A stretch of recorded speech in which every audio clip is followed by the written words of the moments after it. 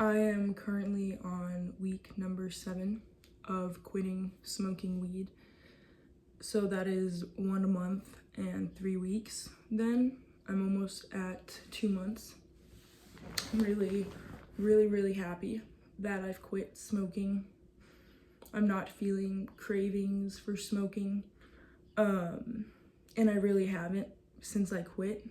And I think that's because I finally reached a breaking point with my use of my personal breaking point of intolerance. That's the only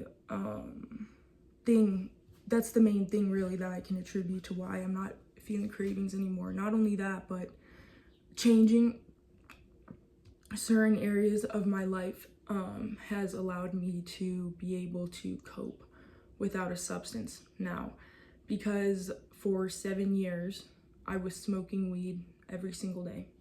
Every single hour of the day I was high, and I was high throughout the night as well, because I would have to smoke weed to fall asleep, and then I would wake up in the middle of the night to smoke more weed, and then the first thing I would do in the mornings was smoke more weed.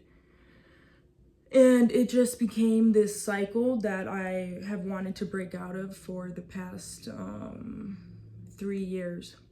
So it took me smoking weed for 4 years before I realized how much of a problem it was for me. And it was a slow realization for me that I am addicted to it, that I am an addict to weed. And you can be an addict to anything, basically anything. You know, addicts aren't just the people shooting up dope in the alleyways. I'm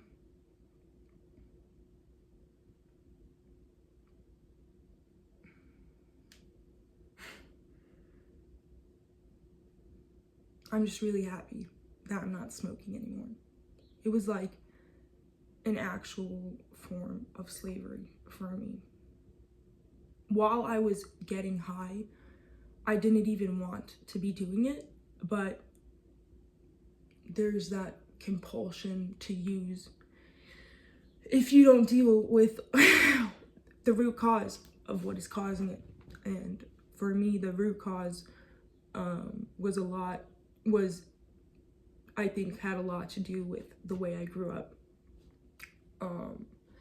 and the stress I went through growing up. Because when I smoked weed as a teenager, when I first felt high, I thought, this will, I can get through every single day so much more easily with this substance. I thought I can get through anything being high. And so I really thought that weed was something that was helping me, right? Medicating me, helping me get through things, or helping me deal with my emotion. No substance is going to help you deal with your emotion. All it is going to do is help you to not deal with your emotion. And I would smoke weed a lot when I was lonely. That was probably one of the main things, especially for 4 years as a teenager. Whenever I felt lonely, I would smoke weed. And loneliness is actually, any emotion that you feel is a message from yourself. It's basically a message from your body that is trying to help you. And when you use a substance to suppress those emotions, then you are fucking yourself over in a lot of ways by not addressing them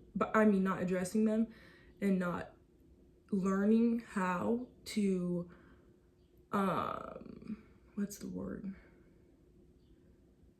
direct them or use them as signals from yourself.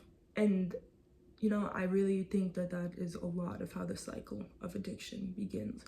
I also don't think that addiction is some lifelong disease, or that once an addict, always an addict, because I was addicted to weed and now I'm not at all.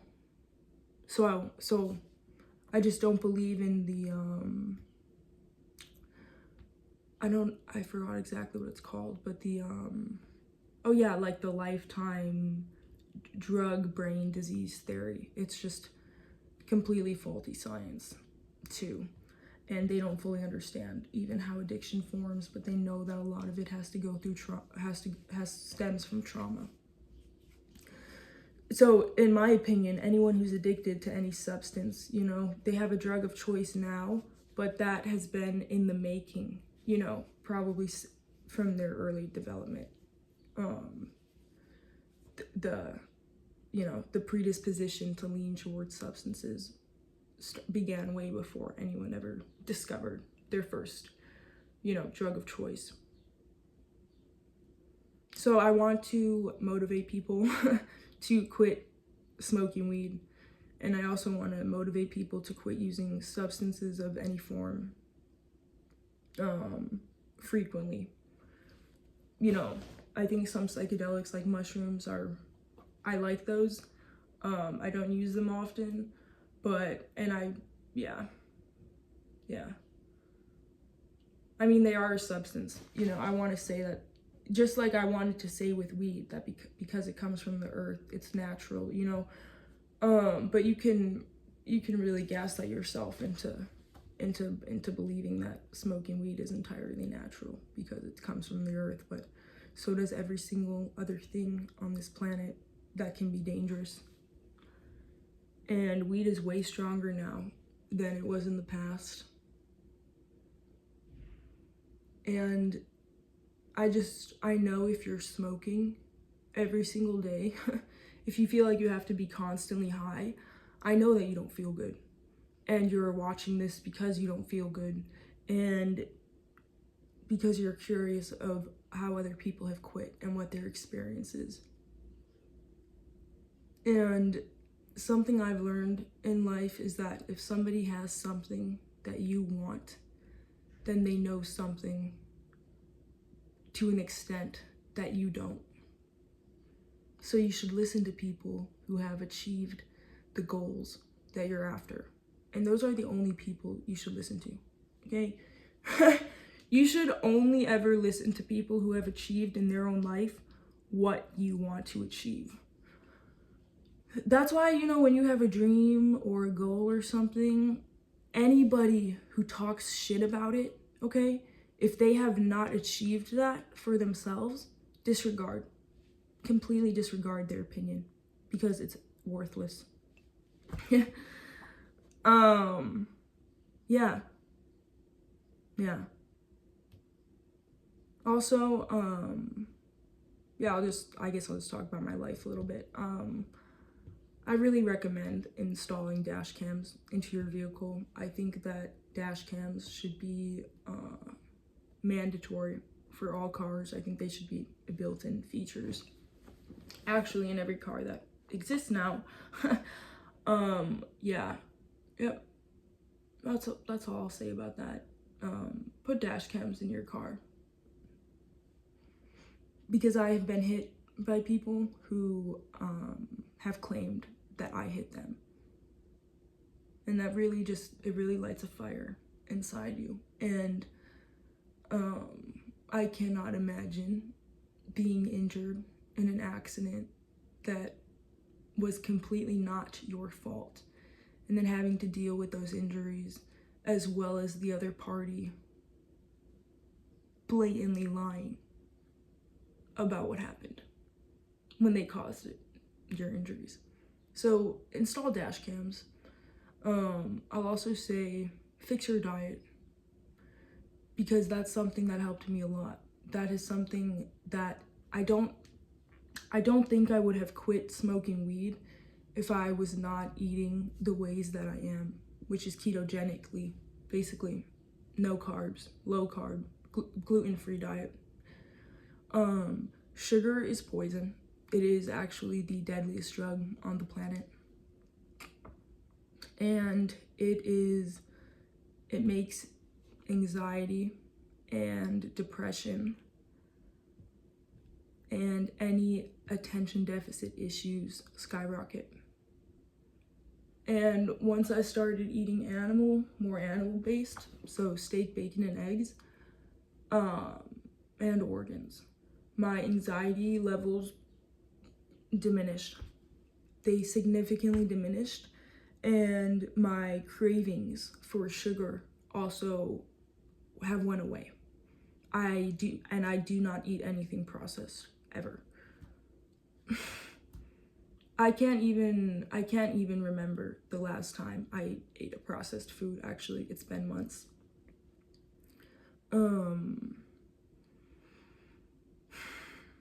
Yeah, I want to coach people somehow or mentor them when it comes to these types of things, whether it's in sobriety or diet or wellness or even coaching in the gym.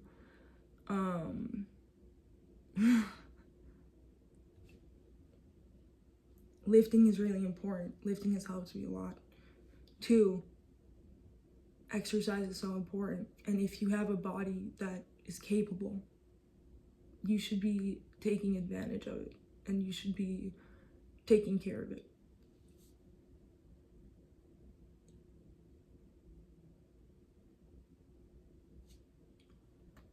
I can't lift the same ways that I used to anymore, or the ways that I wish I could be right now, because I sustained an injury.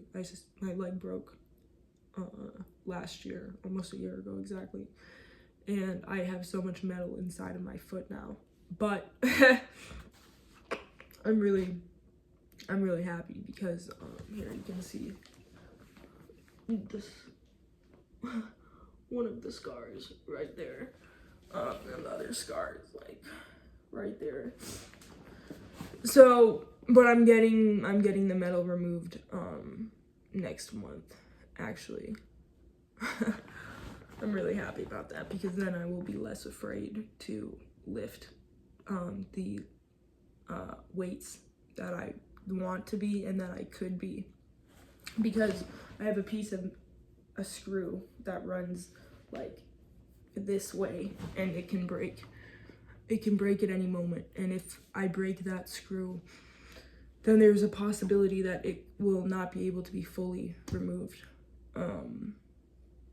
So that's why I've been withholding from using the amount of weight that I know I can. So yeah, I'm trying to think of what else. Yeah, this world is a very dark place. You know, I don't think it is necessarily, I don't think it's a good place at all. I don't think anywhere in the universe that we can perceive is good. You know, I mean, there are good things that seem good to us, you know, like pretty colors and the taste of food and the feeling of sex. But do I think that it's a good thing that we're on this earth? Absolutely not, you know? And I think that if you actually look around and pay attention to what makes people suffer, and you, especially if you just pay attention to the nature of life and how it works, you realize how disturbing it is that cells are consuming each other. Literally, on a cellular level, consumption is happening, and that's just the basis of everything. It's sick. The earth is a sick place. You're going to suffer no matter what you do. But if you can reduce unnecessary suffering, why wouldn't you? What people do is they perpetuate their suffering, and a lot of it actually is created by themselves. I would say that 95, and this is just my own, you know, statistic, but like probably 95% of diseases that people suffer from are completely self-induced by the shit that they shovel into their mouth, and then their lack of movement and their lack of moving their body. So, just a lot of shit I want to talk about on this channel. Mostly I've been talking about weed, but I posted a video about antidepressants. And antidepressants now, in my opinion, fall into the category of any other drug. Like the way I was talking about substances just numbing whatever emotion it is that you feel so uncomfortable with that you have to use a substance to alleviate. Antidepressants are just the exact same mechanism, actually. And the chemical imbalance theory is inaccurate. It's wrong. It's not actual evidential science. So I'm gonna link the carnivore doctors that I listen to, and I'm going to link a psychiatrist as well who runs something called the taper clinic, where he tapers people off of their psychiatric medications. You know, everything is a big joke to an extent in this world, especially the food industry, the pharmaceutical industry, and the educational industry. And they are all linked together. They're all sleeping together. They're all having a nice threesome with each other to fuck you over and to ruin your health for their profit. So welcome to my channel.